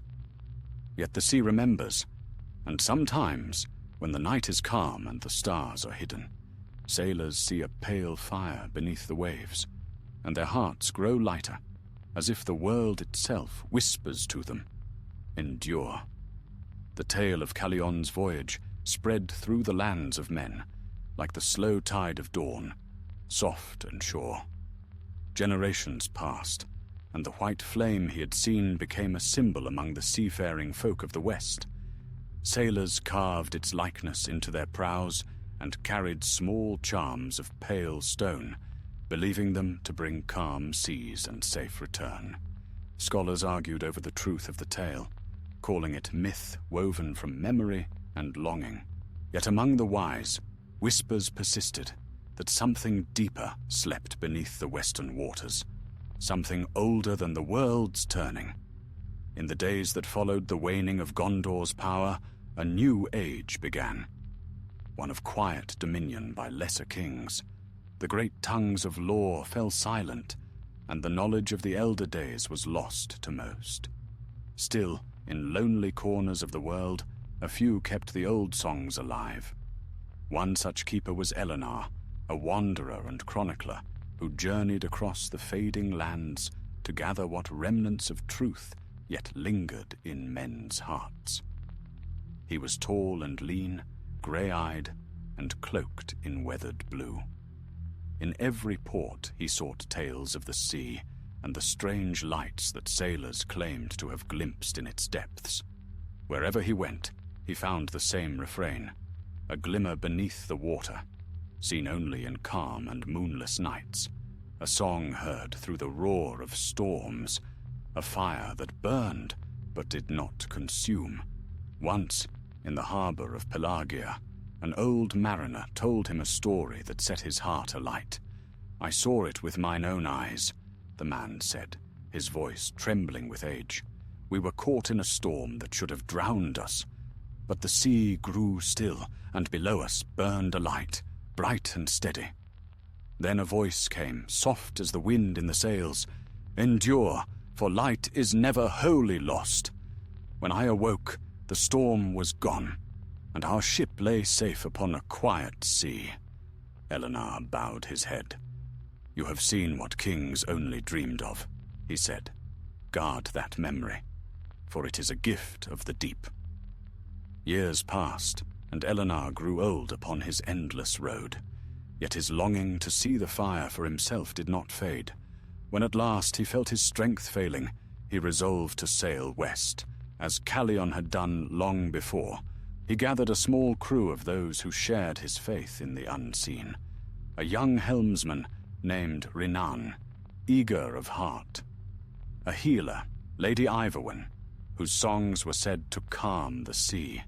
And 3 mariners who had each, in their own way, glimpsed wonder in their lives. Together they set forth upon the ship Lothwin, built of white timbers that gleamed like bone in the sunlight. Their journey was long and uneventful at first. The waves rolled gently, and the days passed in golden peace. But as they sailed farther west, a change came upon the sea. The water grew clearer, and its hue deepened to a blue so pure it seemed to hold its own light. At night, the stars reflected perfectly upon the surface, until the sailors felt they floated between 2 skies. On the 14th day, as dawn broke pale over the horizon, Renan called out from the prow, "There is no end to it. The sea is like glass." Eleanor came to stand beside him, shading his eyes. The air was utterly still. Far below, he thought he saw faint lines of white, ridges or paths upon the sea floor, and then, very slowly, the water began to glow.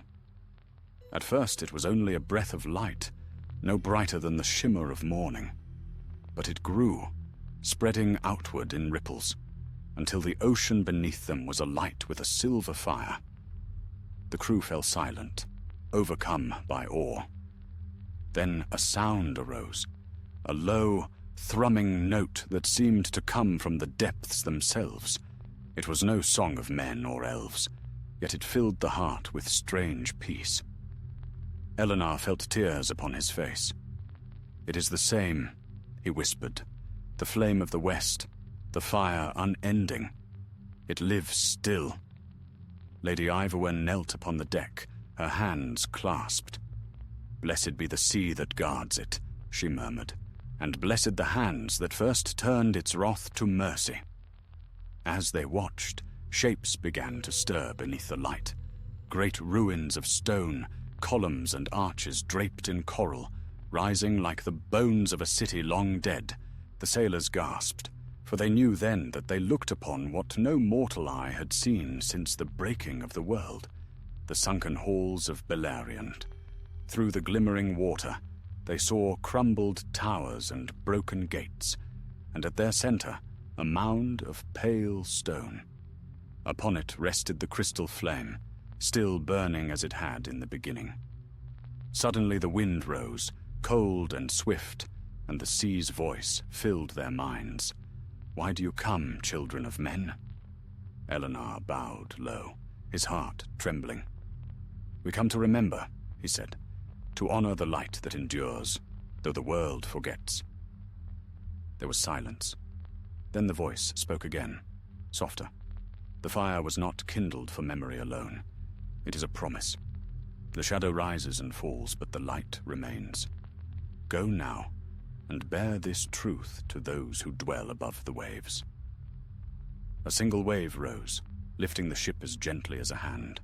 The light beneath them pulsed once, as if in farewell, and then the sea darkened once more. When Eleanor awoke, the ship lay near the coasts of the east, the morning calm upon the waters. None knew how far they had been borne, nor how many days had passed. But the crew remembered every word of the sea's voice, and none among them ever spoke false again. Eleanor lived only a short while after that voyage, but before his death he wrote his final testament, the Chronicle of the Flame, in which he set down all he had seen and heard. "The fire beneath the sea," he wrote, "is not only remembrance, but a vow. It is the heart of Arda itself, unbroken since its making, proof that the will of Eru endures, though the world falls into ruin. It burns not in wrath, but in pity, not to destroy, but to redeem." He died in peace, and his book passed into the keeping of the scholars of the North. In time it, too, was lost, scattered by wars and wanderings, but the tale did not perish, and still the sea whispers to those who listen. On certain nights, when the wind is hushed and the stars are veiled, sailors claim to hear a faint singing from beneath the waves, a sound older than the mountains. They say it tells of a fire that defied the darkness, and of those who bore its memory across the ages. Few believe such tales now, for the world has grown dim and practical. But the sea remembers, the flame endures, and somewhere in the endless deeps, the light of the Iron Crown's unmaking burns still, gentle, tireless, eternal, waiting for the day when the world shall be remade, and the fire of creation will rise once more to meet the dawn. It is said that the world grows quieter in its elder years, when the seas have worn the edges from the mountains, and the winds have sung the same song too long. The tongues of men have changed beyond recognition, and the deeds of the first and second ages are now but faint echoes, myths half remembered, spoken only by wandering minstrels who still hear the heartbeat of the sea. Yet though the names of kings and kingdoms have faded, the earth has not forgotten. The bones of Arda still dream, and the sea still guards its oldest secret. 1,000 years had passed since Eleanor's voyage. The lands of men had shifted and broken, the shapes of the coasts remade by time.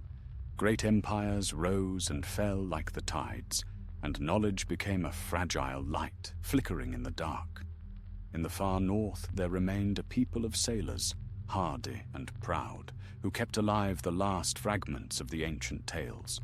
They named themselves Falathrim, the shore folk, for they dwelt always within the song of the waves. Among them was a girl called Elwyn, daughter of no lord or scholar, but born with the sea's whisper in her blood. She could read the change of wind before the gulls felt it, and when storms broke, she would stand upon the cliffs, unafraid. Her people said she dreamed too much of the deep, yet there was something in her eyes, a gleam like moonlight reflected from still water, that made the old ones fall silent when she spoke of the sea's voice. One night, when the air was heavy with mist and the moon lay hidden, Elwyn dreamed of a flame beneath the waves. It burned without smoke or sound, bright and steady, and though she should have felt fear, she felt only longing. Then she heard a voice, faint as a breath. The world changes, yet the light endures. seek, and remember. She woke trembling, the taste of salt upon her lips. At dawn she went to the harbour, where the tide lay low and the ships rested upon the sand. There she found her father, a shipwright, mending a broken mast. "Father," she said, "lend me a small vessel. I must see the Western Sea." He looked up, startled. "The Western Sea is endless, child. None who chase it return. The world ends there." "Does it?" she asked softly. "Or does it only begin again?" He frowned, but there was no fear in her, and the sea's call was not one he could deny. So at last he gave her a single-masted boat, strong and light, and provisions enough for a few days. "If you do not return before the new moon," he said, "I will come seeking you, though the sea itself stand between us." Elwyn smiled and kissed his weathered hand. "Do not seek me, father. If I am lost, it will not be to darkness." She set sail that very night. The wind was calm, the stars bright above, and the sea smooth as glass. For many hours she drifted westward, alone but unafraid. The rhythm of the waves lulled her heart, and she felt that the world itself was listening. As dawn neared, the sky turned pale and strange. The stars grew dim, and the water below her began to shine faintly, as though lit from beneath. Elwyn leaned over the side, her breath catching in her throat. Deep below, a light was rising, white and soft, yet piercing as starlight. It pulsed in slow rhythm, like the beating of a vast and distant heart. She whispered, "The flame." The sea stirred, and a wind rose, gentle and cool. Then came a voice, not from the air, nor from any direction, but within her very soul. "You are far from the days of wrath, child of men, yet you have found the same light. Why do you seek it?" Elwyn closed her eyes. "Because I dream of it. Because the world is weary, and I would know if hope still lives beneath the waves." The sea was silent for a long while. Then the voice spoke again, soft as the shifting tide. "Hope is not lost. It sleeps, as do the mountains and the stars. What you see is not power, but remembrance, a promise older than sorrow." The light flared brighter, and she saw for an instant the faint outlines of towers long broken, and white stones glimmering like pearls beneath the sea. At their heart burned the same flame that had once kindled the fall of dragons and the ruin of dark lords. Elwyn wept, for the beauty of it pierced her heart. "Shall I tell the world what I have seen?" she asked. "Shall I awaken them to remember?" But the voice answered, "The world is not yet ready. Let the memory rest in the hearts of the few. When the shadow stirs once more, the flame shall rise again, not in wrath, but in renewal." The glow dimmed, sinking deeper into the blue, until only a soft shimmer remained. A wave rose and lifted her boat gently, bearing it eastward, back toward the shores of men. When Elwyn awoke, her ship was drifting near her homeland, the cliffs of her people rising pale against the dawn. The tide had brought her home. Her father wept to see her return. But when she told him of what she had beheld, he said nothing for a long time. Then he looked out to the horizon, where the sun met the sea, and murmured, "If what you say is true, then the world is not as broken as we feared." From that day onward, Elwyn became known among her folk as the Listener of the Sea. She built no great temples, nor spoke of prophecy, but each night she sat upon the cliffs and sang to the waters. Sailors passing near swore that they heard her voice mingled with another, low and ancient, as if the sea itself answered her song. And sometimes, when the storms gathered black and the wind howled, a white glow would rise far out upon the western horizon.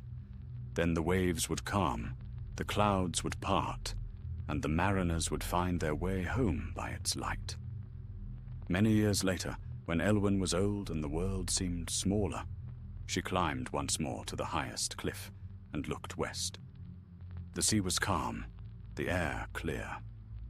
She smiled and whispered, "I have kept your secret. But if the shadow stirs again, I will send them your song." That night she was seen no more, but in the morning the fishermen found her boat drifting empty beyond the reefs. The sail was furled, and upon the prow lay a single shell, within which a faint white glow flickered, and then was gone. The people of the shore built her a cairn of pale stones, and called her the Daughter of the West. Yet among them, the sea seemed gentler thereafter, and no storm ever took a ship without warning. So the flame endured, passed from wrath to mercy, from memory to song. And though ages would still come and fade, and the stars themselves might one day fall from the heavens, the sea would hold the fire that first defied the Iron Crown. And when the world is remade, when the music is sung anew, it is told that the flame will rise once more upon the waters, not as a weapon, nor as a warning, but as the heart of the new dawn, the first light of a world made whole.